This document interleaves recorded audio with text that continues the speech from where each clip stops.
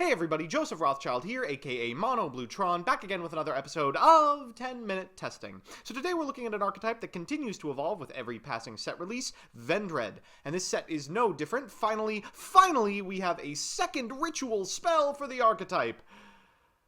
No, I'm just kidding. We got some more ritual material you have to normal summon. We also got Vendread Charge, which might make those normal summons just a bit less painful, and Vendread Battlelord, a fixed Shockmaster. Now, since we're about to jump into a new format, I thought I'd change things up a bit as well, so I present to you the best build of the deck yet, 60-card Curious Vendread. So here's the list. God, I love featuring 60-card decks, especially when they have as much going on as this one does. As always, I'll give you a little bit of background about the archetype, a little bit of a discussion about what I hope the deck can do, and as always, the card by card. So firstly, for those of you who don't know, Vendread is one of two TCG exclusive archetypes currently being printed alongside FA, and despite what some auto-navigator enthusiasts might have you think, this is the cool one.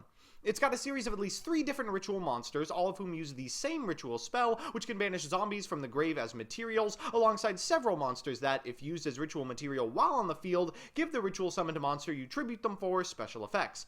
The 2 most powerful ones, Hound Horde and Revenants, allow you to, as a quick effect, banish spell and trap cards and special summoned monsters respectively, so it's nothing to smirk at. These bad boys also have the advantage of being zombies, which means they slot very nicely into existing zombie shells, zombie sworn, zombie plants, zombies. They're all pretty nice homes for the deck. Now today we're capitalizing on an additional EXFO powerhouse by playing Lightsworns and plants in our deck. One fantastic new addition to the Link monster suite is Curious Dominion of the Lightsworn, whose effect is a foolish burial with upside. And if there's one thing zombies like, it is being in the graveyard. Our best openers will usually contain one of the several dozen ways to make Curious. Lonefire Blossom, for example, is a 1-card combo, as you'll see in a second, after which we can use a Clownblade Engine and Wolf to make Minerva and keep milling, Snow to interrupt our opponents, or if we find one of our 6 ways to snag the ritual spells, some Vendreads to let the slaying commence. If we brick a little, we can still use the zombies in our hand to fuel Omega summons with Shiranui Solitaire, Vendread plays with Charge and Knights, or rank boards with Baguska. Now keep in mind that the minuses we would usually take from cards like Orpheus Scorpio and Vendread Knights are much less painful once you realize we're usually sending Hound Horde, who can easily come back, or Mizuki, whose graveyard abilities are pretty good, I hear. So with that, let's get into the card by card. First, for Vendread stuff, we have 2 Vendread Hound Horde and 2 Vendread Revenants, the best 2 of the ritual fodder, 3 Slayer, who we want for pre-preparation, and 2 Battlelord. Next, for zombies, we have 2 Unizombie, 3 Solitaire, 3 Mizuki, 1 Plague Spreader, and 1 Goblin Zombie that should definitely be a Shiranui Spirit Master. After that are the Brilliant Enablers, 3 Lonefire Blossom, 2 Orpheus Scorpio, and a Darling Tonia Cobra. And finally, our hand traps, 3 Ash Blossom, 3 Ghost Ogre, 1 Gofu, and 1 Maxi. Bringing up the rear are the Garnets, well, all but one of them because Cobra's above, Trick Clown, Thousand Blades, Wolf, Snow, and Garnet herself. For spells, we have 3 Revendread Origin, 3 Pre-Prep, 2 Prep, 3 Brilliant Fusion, 3 Vendread Charge, 3 Knights, and our powerful one-ofs, Regeki, Foolish, and Grass. For traps, we've got the 2 evenly matched and nothing else. In the extra, space is tight, so we've got Seraphinite, Black Rose, Crystal Wing, Barianak, Omega, Wonder Magician, MX Saber Invoker, Minerva, Baguska, Tornado Dragon, Curious, Proxy, Decode, Mrs. Radiant, and Crystron Needlefiber. So with that, let's get into the games. Our first match is up against Fluffle. The good news is that we get to go first, and the bad news is, of course, that we are going first. For those of you who don't know, Fluffle is an incredibly powerful fusion-spamming OTK deck that aims to blow up every single card on my side of the board and attack me to 0 in the first combat step.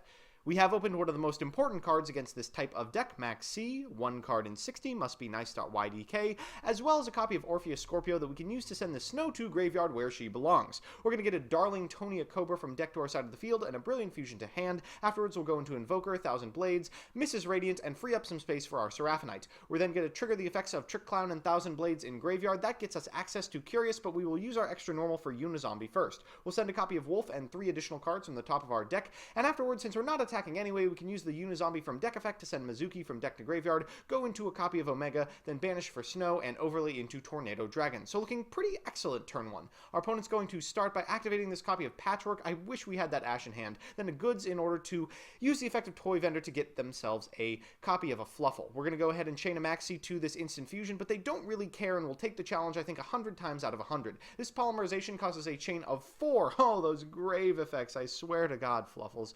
They're going to add that Penguin back to hand, add some additional cards to hand, special summon the Sheep, and add 1 more card to hand. We're going to try and rip an Edge Imp out of their hand with a copy of Omega when they go to Fusion Summon, but unfortunately we miss and our entire board gets nuked. Thankfully, we do have this copy of Snow in Graveyard, so we can banish 7 cards to flip this sucker face down and not die this turn, but we do take 2,600 points of damage, and afterwards they're going to Frightful Factory into another copy of Sabretooth and a Sabretooth from Graveyard as well. But now, it's time for the Vendreads to make themselves known. I'll start with Regeki to clear the field, get that sheep back, and then use Mizuki's effect to get Solitaire as well. We'll use Knights to ditch a Vendread for a Vendread, then normal summon Revenants and go into Battlelord. That's going to allow us to banish this copy of Sheep. Then we're going to use pre-prep, or normal prep as it were, in order to get our Slayer back, make it, and then go into a Minerva. This is way over lethal, but I always love styling when we get to use new cards.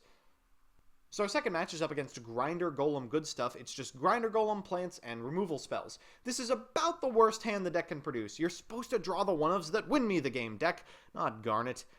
Well, this Vendread Knights is going to have to put in some work. We're going to go ahead and set it, sending this Garnet to Graveyard in order to get ourselves a Slayer to hand. Afterwards, we'll normal summon this Solitaire and get off to the races, getting Unizombie and using its effect to send Mizuki to Graveyard and just praying, hoping against hope that one Omega is going to do it for us. Unfortunately, you can see the Godarla hanging out in hand, and of course, once we enter main phase, that sucker is getting to our side of the field. Our opponent's then going to use Grinder Golem's effect, and if you haven't seen this play already, I envy you, but you will be seeing it a lot more soon. It involves using Akashic Magician and Security Dragon from the extra deck to bounce Grinder Golem several times, going into an eventual 4-material Skuldet or Saruya Dragon, and then drawing 4 cards and tucking 3. I figure I'll try to Ash Blossom it, but he has, the Hand Trap, countering Hand Trap, Dark Designator from the grave. So Ash Blossom is going to be negated until the end of my next turn. They'll end on an instant fusion into a Thousand Eyes, so I can't even walk over the Skuldet. Things are not looking great. We're going to start and activate the effect of Vendread Knights. That does bait out a Cosmic Cyclone. Afterwards, we're going to go into a Solitaire play by banishing Mizuki. That baits an Ash Blossom, but remember, it's still under Dark Designator. So we'll get Unizombie, use its effect to send a copy of Mizuki once again, then use Mizuki in order to allow us to go into a Psyframe Lord Omega once we tuck the Garnet from our graveyard back into our deck. This permits us access to Vendread Slayer, one of the very few monsters that can actually use its damage step effect to get over Skulldeath. So things are actually looking a lot better all of a sudden. We're going to go ahead and banish this Kaiju from our opponent's hand, get our Omega back, and what do we draw but Lone Fire Blossom? Now, since we've shuffled the Garnet back into our deck with Omega's effect, suddenly this brilliant fusion play doesn't seem too bad, does it? We're going to go ahead and go into MX Saber Invoker, get ourselves a 1,000 Blades, Link Summon Mrs. Radiant, free up space for that Seraphonite, use the effect of Trick Clown, get that sucker 1,000 Blades, go into the one, the only, Curious, milling a Wolf, milling 3 cards off the top of our deck, special summoning Wolf, and then having access to a Tornado Dragon as well as an Ash Blossom. Our third and final match is up against Cherubini Burning Abyss, a deck that people expect to be quite good in a world where Cherubini is ever released. It's also potentially powerful if degenerate things that are currently legal find their way onto the ban list for next format. As Dr. Seuss once said, "The more fair that people are forced to play, the more reason there is to sleeve up BA." Our opponent starts, they'll go ahead and set a copy of Mistaken Arrest, confident that we can't OTK them and excited to wait a turn on Beatrice. We're going to use the effect of Lone Fire Blossom to get an Orpheus Scorpio from our deck. This play looks pretty familiar by this point, but this time we've sent Vendread Houndhorde from our hand to the graveyard. Now, this game really showcases the ability of the Vendread half of the deck to enable the linear plays that the deck can do. Right now, we are just getting both halves of the Clownblade engine from graveyard, normal summoning a Shiranui Solitaire with our extra normal, getting a Wolf off of this Curious, as well as 3 cards from the top of our deck to the graveyard, so we can mill a couple more with Minerva, then going into a Unizombie, getting ourselves a Mizuki Engrave with its second effect after combat, and getting the Vendread Houndhorde Engrave onto our side of the field by discarding Battlelord from our hand. Now this gives us another material post-combat to go into Omega. So our board looks pretty stellar for that reason. We're going to go ahead and return the Houndhorde to graveyard, then banish this copy of Farfa as soon as we can. Now the cat's out of the bag here. We know he's playing BA, so we're going to get Shiranui Solitaire. That's going to get Karma Cut, which isn't that big of a deal. They're going to banish this copy of Minerva, which doesn't do a whole lot because we can get both halves of Clownblade back, destroy that set card with a Tornado Dragon, trigger the Traveler and the Burning Abyss, and that Farfa's immediately dead. Attack for 21 and 24. So we're back with the deck. I was really impressed, to be honest.